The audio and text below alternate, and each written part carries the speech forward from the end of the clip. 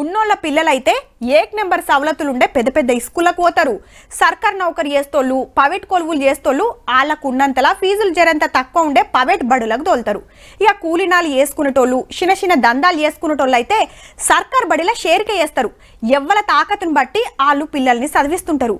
కానీ ఇంటోళ్ళందరూ చెమట తీస్తే గాని పూట గడవని పిల్లలు బడి బందుకే పోరు, చదువు సంగతే తెలియదు. ఇంతకు ముచ్చటేందంటే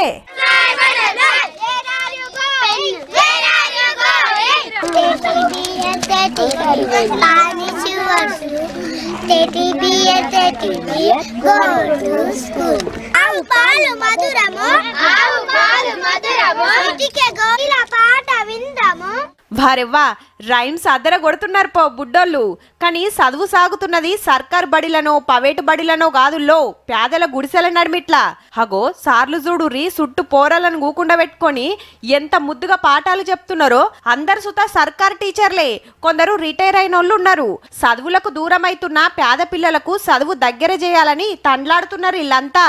వీళ్ళందరినీ కూడా బడికొచ్చే విధంగా మోటివేట్ చేయడం కోసం వాళ్ళ యొక్క కనీసంగా అక్షరాలైనా నేర్పాలి, వీళ్ళ మధ్యలో మనం వెళ్ళాలి అని చెప్పి ఒక ఆలోచనతో ఈ బడిని మనం ప్రారంభించాం.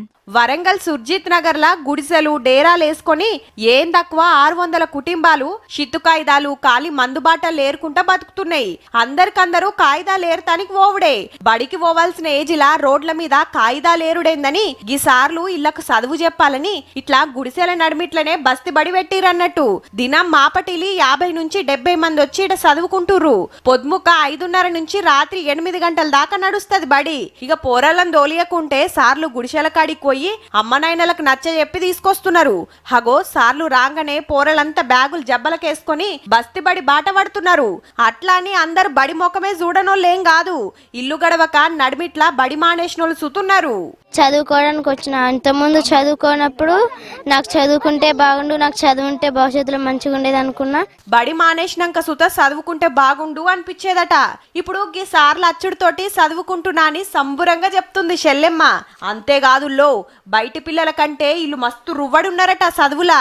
ఒక్కపారి చెప్పంగానే ఇట్లా యాది పెట్టుకుంటుర్రట.